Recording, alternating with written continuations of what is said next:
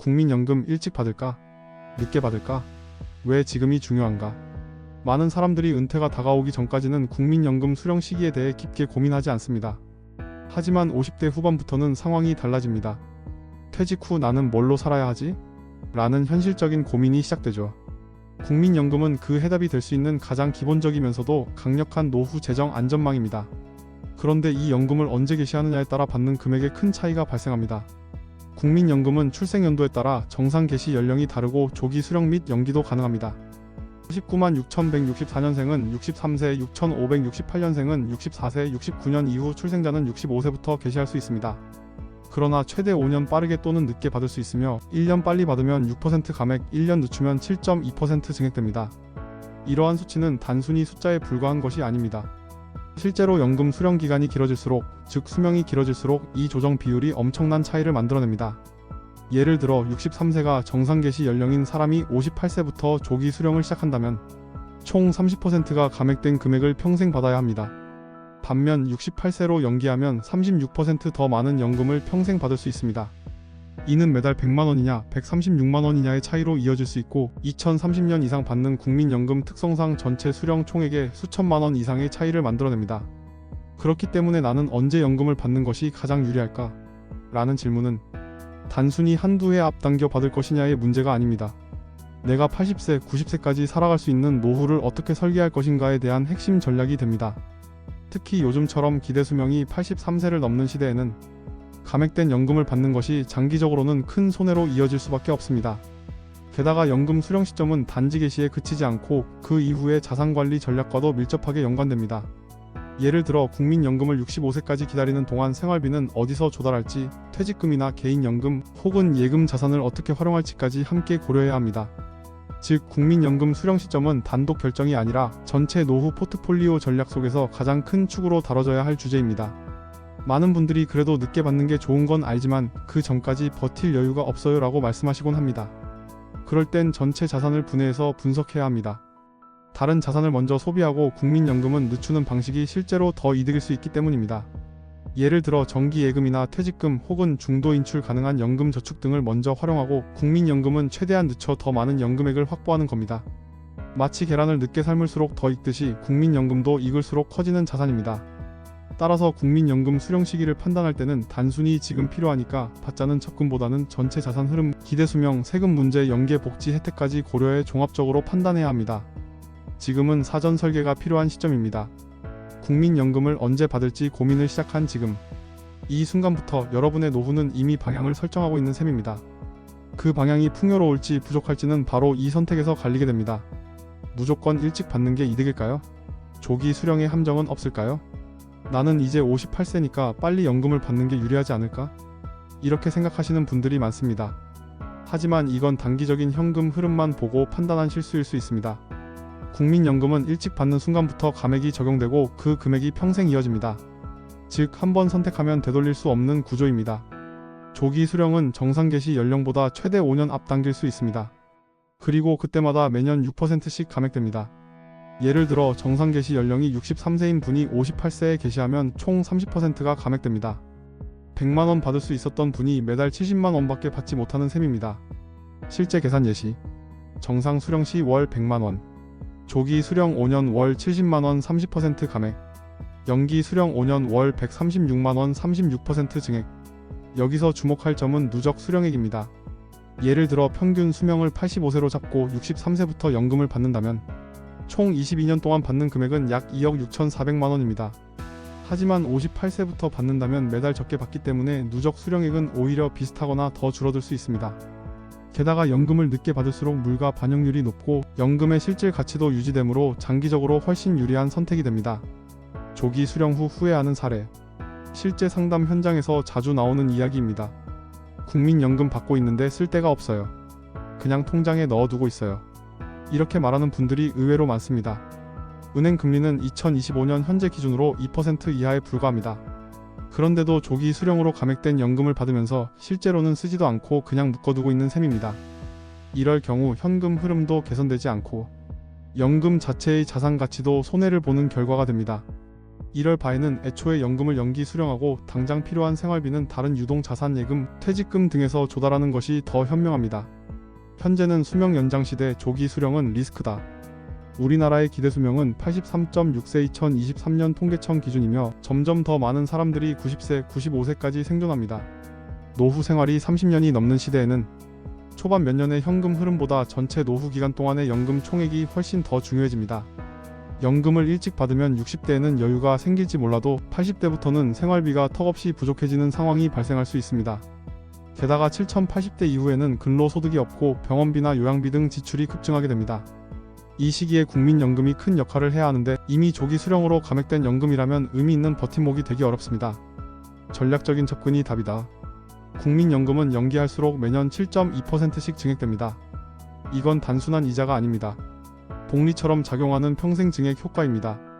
게다가 국민연금은 국가가 지급을 보장하는 인플레이션 연동형 자산이기 때문에 안정성과 실질 구매력을 동시에 지닌 드문 자산입니다.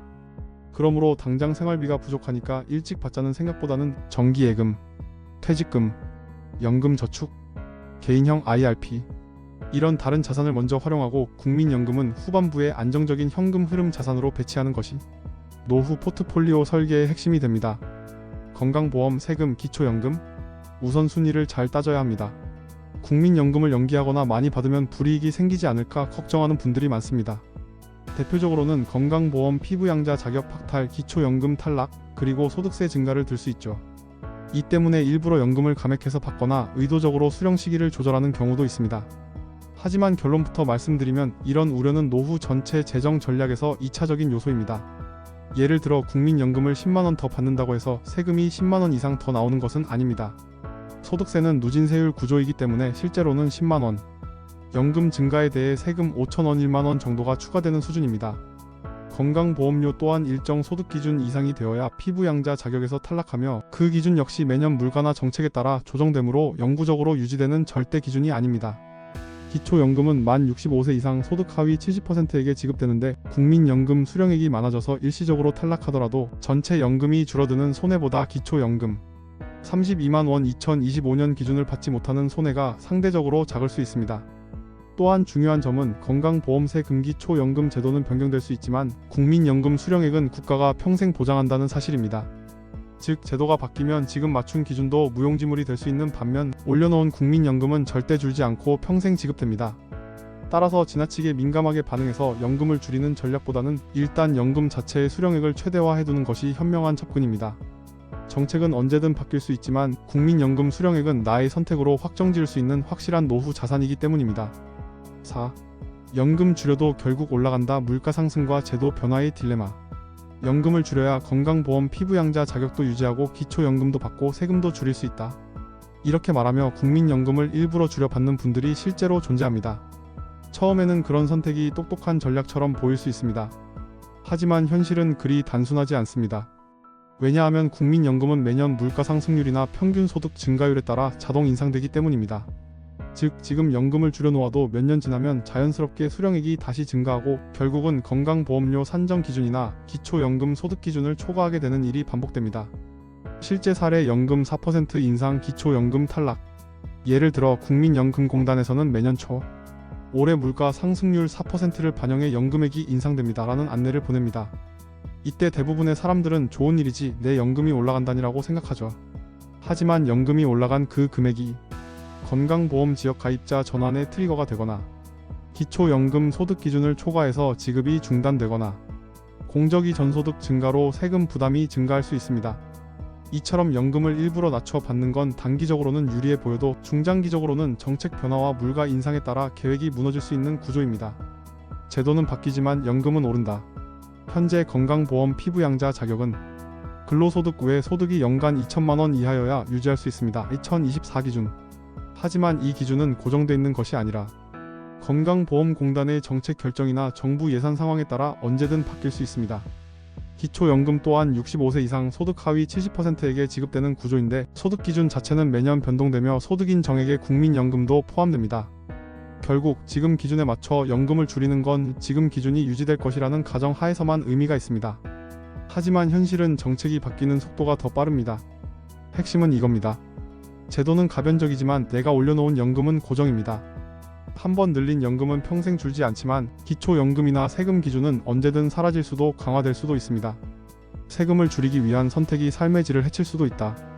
많은 분들이 세금 줄이기 위해 소득을 낮추는 게 현명하지 않냐고 물으십니다. 하지만 소득이 낮아지면 결국 의료비, 생활비, 주거비를 감당할 수 없게 되고 이는 삶의 질 전반을 하락시키는 결과를 낳습니다. 예를 들어 연금을 감액해 받아서 피부양자 자격을 유지했더라도 70세 이후 병원비나 요양시설 비용이 커지면 결국 더 많은 지출이 필요해지고 정작 소득은 줄어들어 버티기 어려운 상황이 되는 겁니다.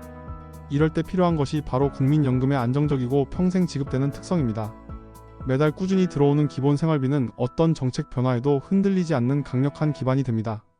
국민연금을 줄여서 세금이나 보험료를 피하는 전략은 기준이 유지될 때만 효과적인 단기 해법일 뿐입니다. 물가 상승률과 정책 변경은 국민이 통제할 수 없는 변수이며 이 변수들은 대부분 시간이 지날수록 연금을 줄이려는 노력을 무력화시킵니다. 지금 적게 받고 나중에 웃을 수는 없습니다. 오히려 지금 많이 받아놓고 변화하는 제도에 따라 유연하게 대응하는 것이 더 건강하고 안정된 노후를 만드는 길입니다. 줄여서 지키는 것보다 늘려서 버티는 전략이 결국 이깁니다. 퇴직금도 연금으로 받아야 유리하다는 IRP에 활용한 말씀드릴게요. 많은 사람들이 국민연금만이 노후의 핵심 수입원이라고 생각하지만 퇴직금 수령 방식 또한 노후 재정 안정에 있어 매우 중요한 변수입니다. 퇴직 이후 받을 수 있는 퇴직금은 일시금으로 받을 수도 있고 연금 형태로 분산해 수령할 수도 있습니다. 바로 여기서 IRP 개인형 퇴직연금의 활용 여부가 절세의 핵심이 됩니다. 퇴직 후 퇴직금을 바로 현금으로 수령하는 경우 해당 금액 전체가 퇴직소득세 부과 대상이 됩니다. 이는 단기적으로 많은 세금을 납부해야 하는 구조로 예를 들어 퇴직금 1억 원을 일시금으로 수령할 경우 약 700만 원에서 1000만 원 이상의 퇴직소득세를 부담하게 됩니다. 근속 연수와 소득에 따라 차이 있음. IRP에 넣으면 세금이 확 줄어들 수 있습니다. 하지만 동일한 퇴직금을 IRP 계좌에 입금하고 이를 다시 10년 이상에 걸쳐 연금으로 수령하면 퇴직소득세의 30%를 감면받을 수 있습니다. 더 나아가 11년 이상 수령 시에는 40%까지 감면됩니다. 예를 들어 1000만 원의 세금 부담이 있었다면 10년 이상 수령 시 약 700만 원으로 11년 이상 수령 시에는 600만 원까지 세금을 줄일 수 있는 셈입니다. 이는 단순한 절세 수단을 넘어 노후 현금 흐름을 분산해 안정적으로 유지하는 핵심 전략이 됩니다. 실제 퇴직 설계 상담에서 자주 나오는 사례가 있습니다. IRP에 넣긴 했는데 언제 꺼내야 할지 몰라서 그냥 일시금으로 뺄까 고민 중입니다.